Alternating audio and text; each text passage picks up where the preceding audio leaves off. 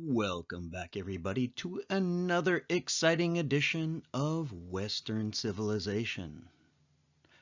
Today, we're going to be looking at the Crusades, 1095 to 1300 AD. So grab a pen, a paper, a tablet, and a keyboard, and let's get going. By the end of this lecture, you will be able to trace how the Crusades evolved from a spiritual pilgrimage to political and economic enterprise. Explain how the Crusades both unified Latin Christendom and deepened divisions with Byzantium. Describe the broader intellectual and material exchanges sparked by contact with Islamic and Byzantine cultures. And finally, analyze how crusading weakened feudal structures, exposed papal limits, and advanced centralized royal authority.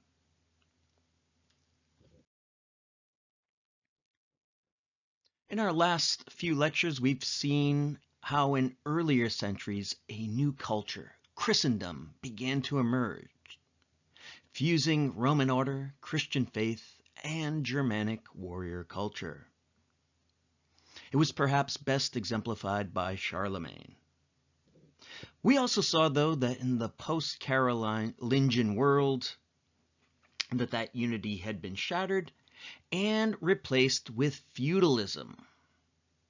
Feudalism privileged local power, private wars, and the like, fracturing the European political landscape to some degree.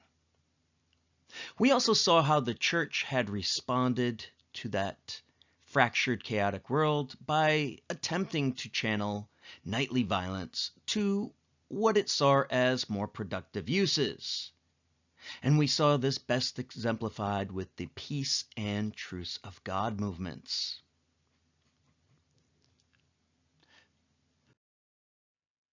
Just as stability was resuming in the West, though, things were heating up in the East.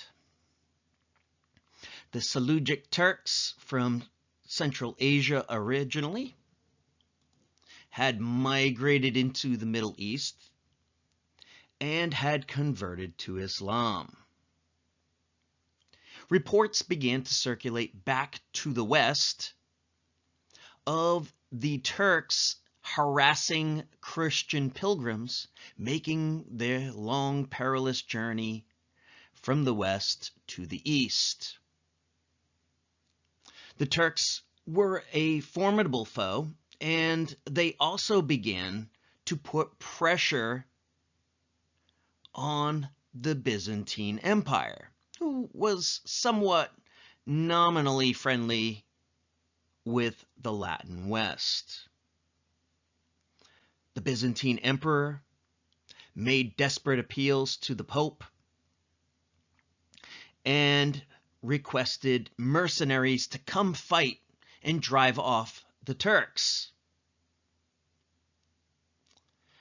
Now, undoubtedly, the Byzantine emperor probably had something limited in mind, and certainly something that would be under his control, and certainly nothing like what ended up emerging out of the Crusades. The Pope, for his part, though, saw this as a golden opportunity. Since 1054, 45 years earlier, the Latin Church of the West and the Byzantine Church of the East had been at odds with each other, leading to mutual excommunications on the part of the Pope and the Patriarch of Constantinople, the leading Byzantine cleric. So the two churches were kind of in a bit of a feud with each other. And the Pope saw this as an opportunity to perhaps heal the breach and reassert his primacy. Maybe if he did the emperor a favor, perhaps he could bring the two faiths, well, the one faith now broken into two pieces, back together. Also, the Pope saw an opportunity to maybe channel some of this knightly violence once again outward to the enemies of Christendom. And the Pope had a model for this. Over the course of the past century, Christians in Iberia, Christian kingdoms in Iberia had begun to push the Muslims of the south further and further south. This became known as the Reconquista, and this was the beginning of it. Also, Normans, these were originally Scandinavian Vikings who had converted to Christianity and had come down to Italy, were able to push the Muslims out of Sicily and reassert Latin control over the island. And so there was this model already, and the Pope sought to export this model to the East. And so it was with these goals in mind, to protect Christian pilgrims, to aid the Byzantines, heal the rift, and channel noble violence, that the Pope made the journey north to his native France, to a town called Clermont in 1095. And there Pope Urban II called on the nobles and on the knights of France to liberate Jerusalem, to defend fellow Christians. And he promised salvation to any who would take up the cross. And this is where we get the word crusade from the Latin crux, crusade. And the response was beyond anything the Pope could have hoped for. Those in attendance began to shout, Deus vult, or God wills it. And this would become a rallying cry for this sacred form of violence. They swore to take up arms for the faith and began to sew a cross insignia on their clothes.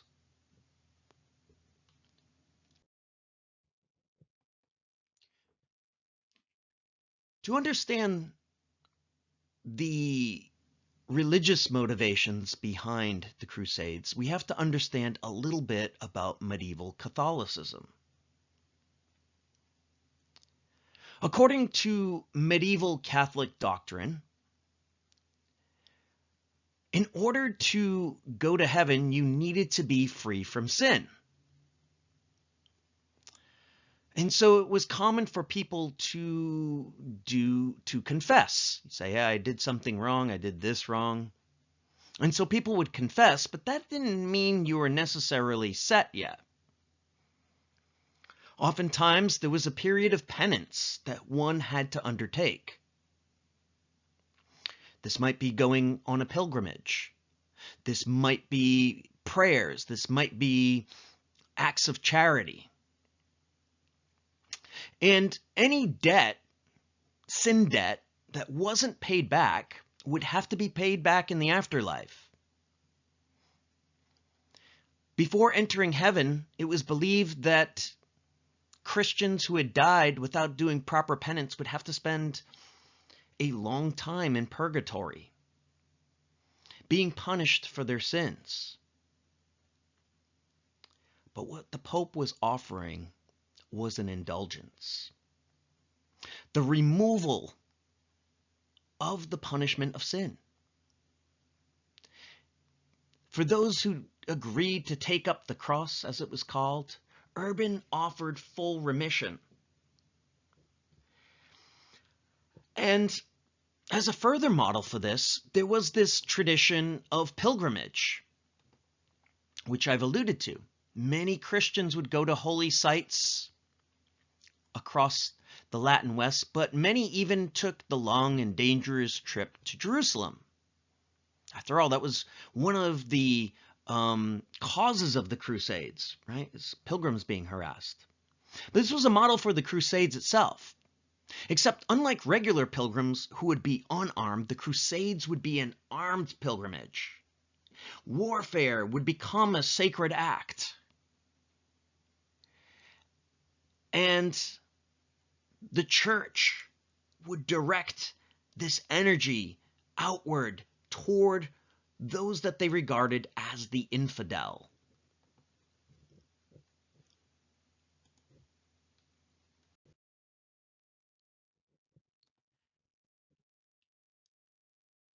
The Pope most likely had a limited operation in mind involving the nobility of Europe. But the offer of full remission from sin and the buzz that this idea of crusade generated drew tens of thousands from all across the Latin West, from Sweden to Sicily, and from Galicia to the British Isles. It cut across class lines. It cut across regional lines and linguistic lines. People were drawn together through shared vows and symbols that would help forge a sense of unity and belonging. And two major waves emerged at the call of the First Crusade. One made up of nobles and knights, organized, armed, and tied to feudal networks.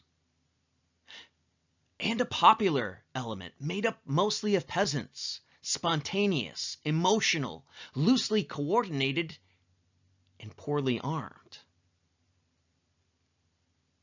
Many nobles mortgaged their land and pledged themselves to the cause of crusade. They took vows, raised funds, seeking land, glory, and redemption. The peasant band, well, was equally, if not more enthusiastic, but much more chaotic. Popular preachers stirred crowds with vivid sermons. Some groups attacked Jewish communities along the way as they marched to Jerusalem.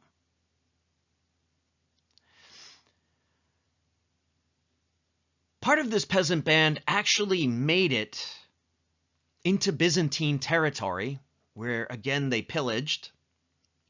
They were quickly funneled across by the Byzantine navy into Asia Minor, where they were promptly killed, setting a bad precedent for what would be a tumultuous next couple of centuries. However, the noble branch of this invasion was successful, and they were able to take Jerusalem in the year 1099, and they began to set up Crusader states, modeled after the feudal system from their native Europe. And so it's beyond the scope of this lecture to get into the details of every crusade, but I wanted to give you a brief outline of a few of the major ones. The First Crusade, which we've been focusing on for the most part, was the most militarily successful. Jerusalem was captured in 1099, as I mentioned, and Crusader states were set up. And this crusade would set the standards. This was the successful crusade. The Second Crusade was called several decades later, when Jerusalem had fallen back to the Muslims. This was largely unsuccessful. A Third Crusade was called, and this one was probably the one with the greatest star power. It had three of Europe's most famous kings, including Richard the Lionhearted, and ended in a negotiated settlement. And the Fourth Crusade, which never actually made it to the Holy Land, but instead got detoured and ended up sacking the Byzantines, the supposed allies of the Crusaders themselves. And so Constantinople was sacked, causing grave damage to an already weakened Byzantine Empire. And there were more crusades after this, just they were almost largely very unsuccessful, and by 1300 the crusading impulse was more talked about than actually done. So there were crusading started to fizzle out by then. What would motivate people to go on crusade? Well, we've already talked about some of the religious motivations, and that was certainly a factor, but they were often mixed with other motivations. Many lower-ranking nobility and knights saw the Crusades as a path to advancement. If you were a second son of a lord and you weren't going to inherit very much, or you were a landless knight, this was an opportunity to get some fiefs, some land of your own. It was an opportunity to achieve fame. This is the era of chivalry, after all. And so this was an opportunity to have your name and your legacy secured. And so many nobles saw this as a path to salvation, status, and spoils. And though oftentimes the same person might look at the spiritual side, they also had these ulterior motives in mind many times. And so, for many of the knights that took part, it was this idea of advancement. There were other motivations too. Beyond conquest, others saw value in supporting the war. There was an overland route to the Holy Land, which was often hard, difficult, and dangerous. There was also the seaborne route, which was often quicker and safer. And this transportation was provided by the Italian city-states like Genoa and Venice and Pisa, some of these maritime republics as they're called. And for these city-states, they saw the Crusades as a potential opportunity to supply shipping, for a fee, of course, to offer credit to crusaders in order to get over there, and to supply goods to the crusaders. They would need food and support, and the Italian city-states saw this as a golden opportunity. And so these cities profited greatly from outfitting these armies and providing the logistical support to the crusaders. They also saw this as a further opportunity. Once the crusaders set up crusader states in the Middle East, over here, many of these city-states got in on the ground floor and positioned themselves as middlemen and important traders for Eastern trade to the West. And so It was a real win-win for these Italian maritime republics.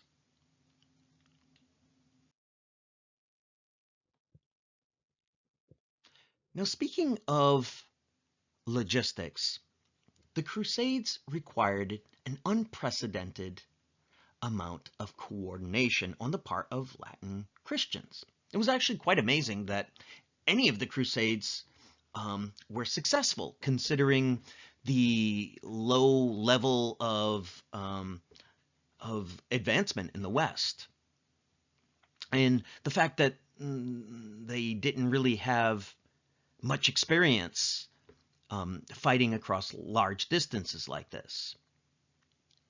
Armies had to be moved across hostile terrain.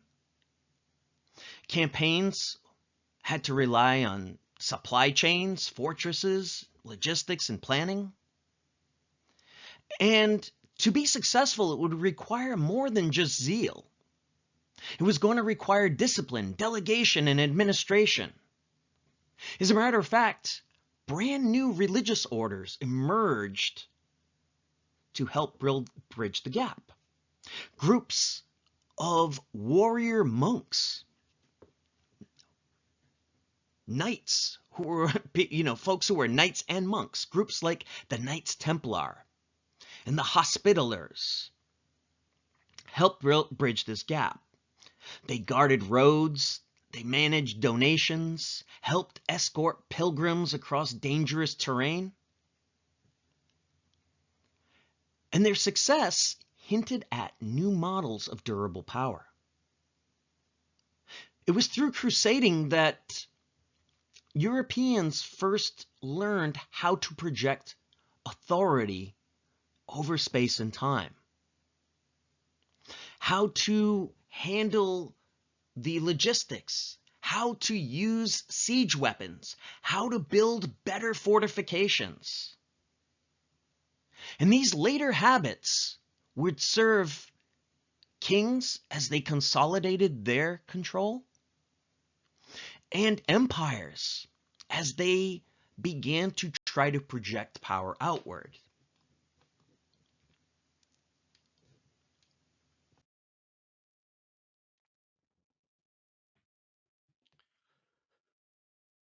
As Latin Christians encountered the East, they saw a dazzling world. Crusaders saw cities that far surpassed anything the West had to offer. Cities like Damascus and Antioch and Cairo,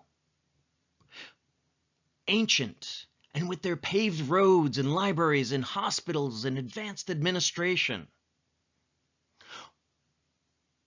Or the city of Constantinople, with its gold and holy relics and Roman grandeur. And many were struck by the order and the beauty and the learning that they witnessed. And it inspired both admiration and ambition. It set a new benchmark in the minds of Latin Christians on what civilization could look like. And it left a lasting impression on all those who experienced it. Contact sparked a desire to learn, adapt, and compete, and helped open the door to cultural borrowings that would transform Europe.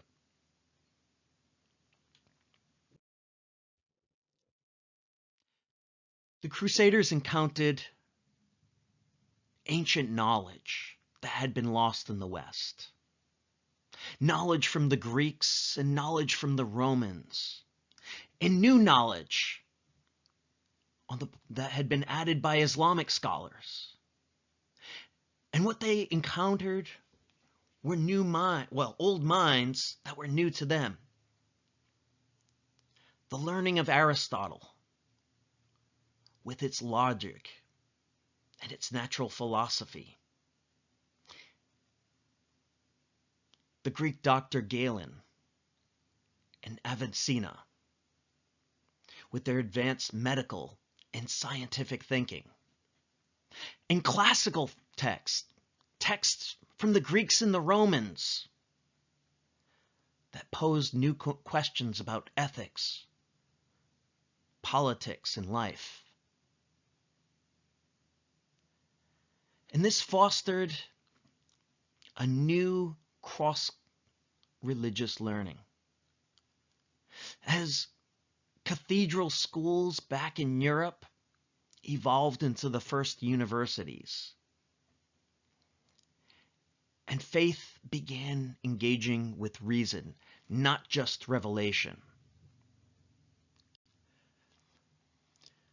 But it was far from just a feast for the mind.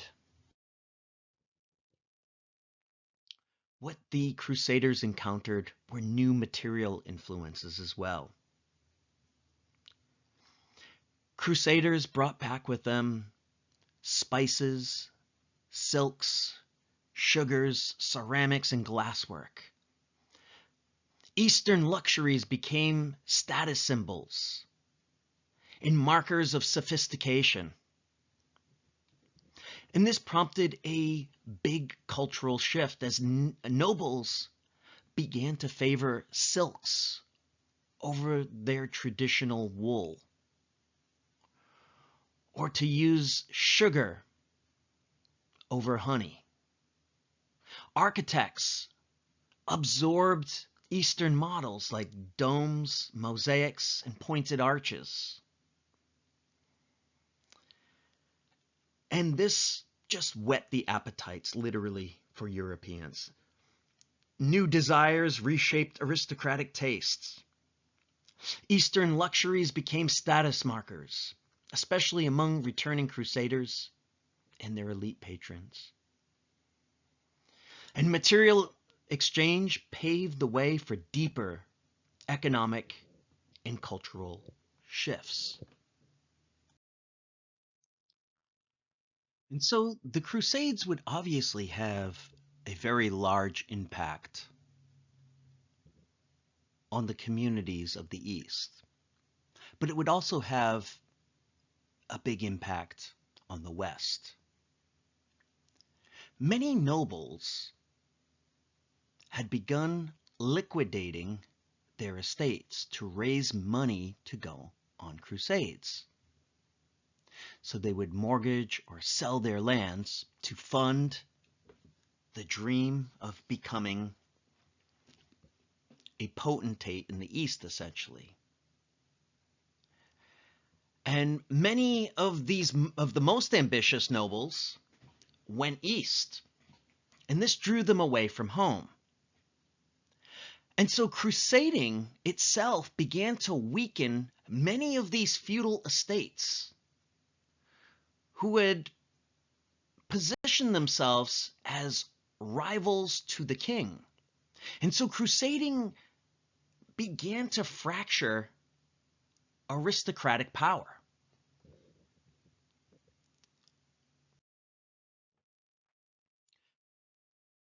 As we've alluded to, the Crusades also spurred commercial growth. Cities like Venice, Genoa, and Pisa in Italy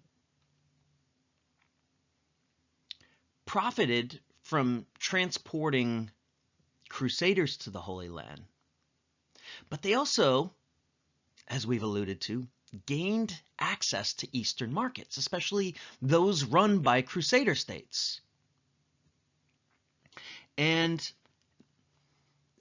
oftentimes they would drop crusaders off to the Holy Land and return, get paid, and then buy products from the East with this money and return and sell it in the West. And so they were making money both ways.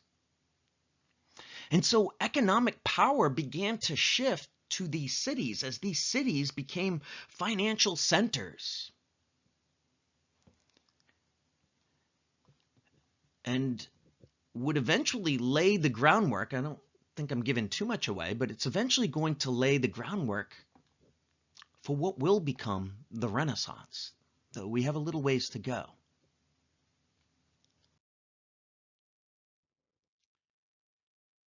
And trade began to expand the size and the number of cities. Labor markets began to diversify. Manorial bonds loosened as peasants saw new opportunities, and cities felt strong enough to defy feudal overlords. And this would lay the foundations for urban growth and for a post-feudal economy.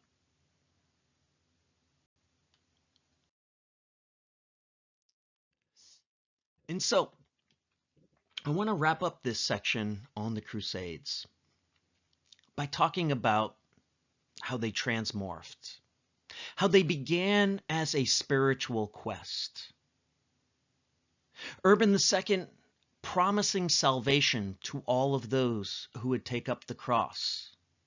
The goal was to liberate Jerusalem, to defend Christendom, and to redeem individual souls. But we've seen over time that this movement evolved. And religious devotion was often mixed with ambition, politics, and greed.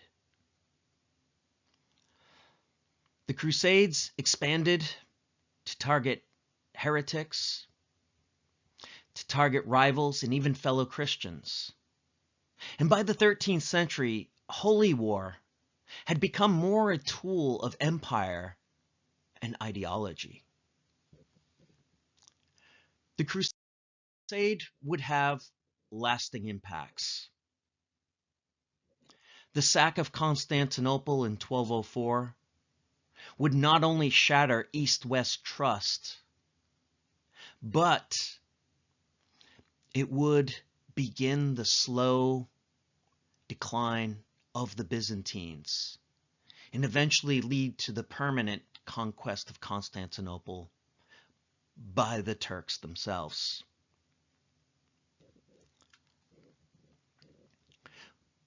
The Crusades would also begin that revival in learning. Contact with Islamic thought reintroduced Aristotle and Galen and many of the classical authorities. It sparked curiosity, feeding cathedral schools and early universities,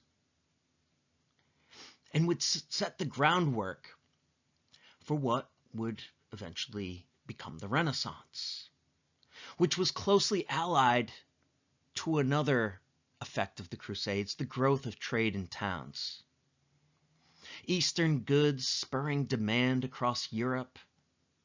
Cities like Venice and Genoa gaining wealth and influence.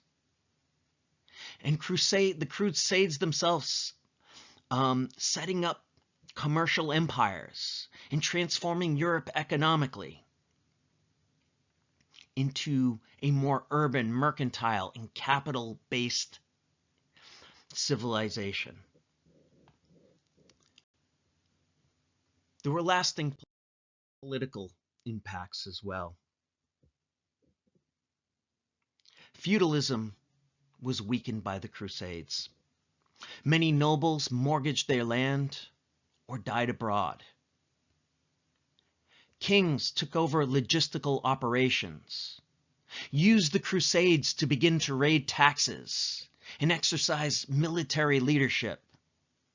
And so crusading helped to centralize royal power. And at the same time, it called into question papal authority. Early on, the popes had saw the Crusades as an opportunity to unite Christendom under their own banner. But the failure of later Crusades often led to criticism, and the popes began to lose their monopoly on war to kings, who increasingly began to claim it for themselves. And so I want to end this lecture with a famous incident. And this incident would occur in 1307,